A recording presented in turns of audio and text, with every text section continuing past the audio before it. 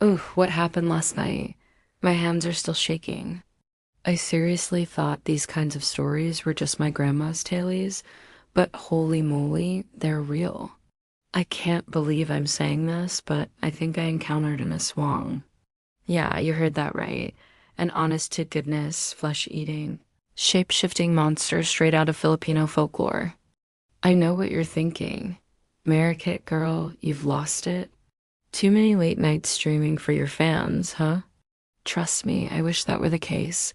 But what I experienced last night, it was too real, too terrifying to be just some fever dream or hallucination. Let me back up a bit. For those who don't know me, I'm Marikit. By day, I'm your average 23-year-old trying to make ends meet in this crazy world. By night, well, let's just say I have a pretty active online presence. You know, the kind that involves a lot of posing in cute outfits and chatting with subscribers. Yeah, that kind of presence. Anyway, last night was supposed to be like any other. I had just finished a live stream for my fans, nothing too wild. Just some casual chit chat and a little dance routine I'd been practicing. It was around midnight when I finally logged off, feeling pretty good about the night's earnings. I decided to treat myself to a late night snack run to the 24-hour convenience store down the street. Big mistake, huge. As I stepped out of my apartment building, the air felt different, heavier somehow, like it was pressing down on me from all sides. The streetlights seemed dimmer than usual, casting long, twisted shadows across the empty sidewalk. I shrugged it off, chalking it up to my imagination working overtime after reading too many creepy comments from my more enthusiastic followers. I made it to the store without incident, grabbed my favorite chips and a can of iced coffee, because who needs sleep, right? And headed back home. That's when things started to get weird. Like, seriously weird. About halfway back to my apartment, I heard this sound. It was faint at first, barely audible over the ambient noise of the city at night, but as I walked, it got louder. It was a sort of ticking. No, more like a clicking sound. Like someone rapidly clacking their tongue against the roof of their mouth. I picked up my pace, my heart starting to race. The clicking got faster, louder. It seemed to be coming from everywhere and nowhere at once. I broke into a run, fumbling for my keys as I approached my building. That's when I saw it. Or rather, her.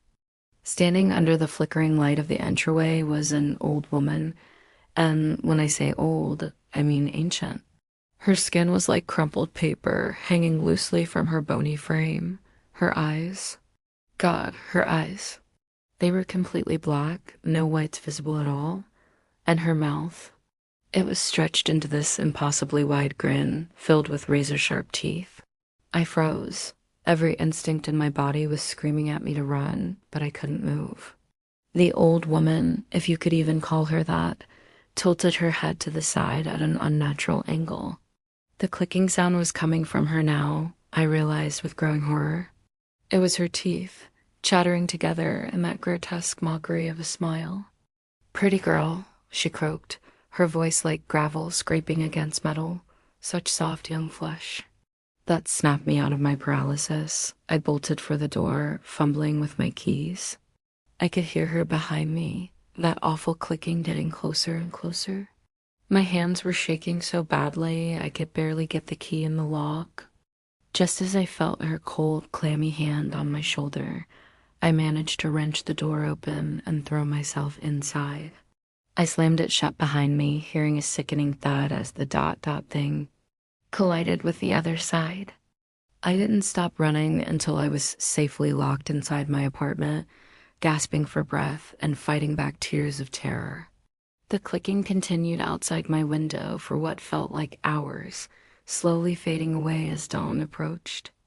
And now, here I am, still shaking, still trying to process what happened. I know it sounds crazy. Hell, I feel crazy just thinking about it. But I know what I saw, what I heard, what I felt. The Aswang are real, and they're hungry. I don't know what to do now. I can't exactly call the police and report an encounter with a mythical monster, can I? They'd think I was on drugs or having some kind of mental breakdown. Maybe I am. Maybe that would be easier to accept than the alternative. But deep down, I know the truth.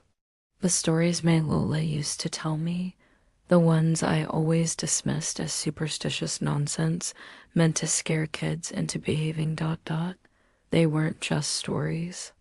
They were warnings. I'm scared to leave my apartment, scared to look out the window, scared that if I close my eyes, I'll hear that clicking again, getting closer and closer.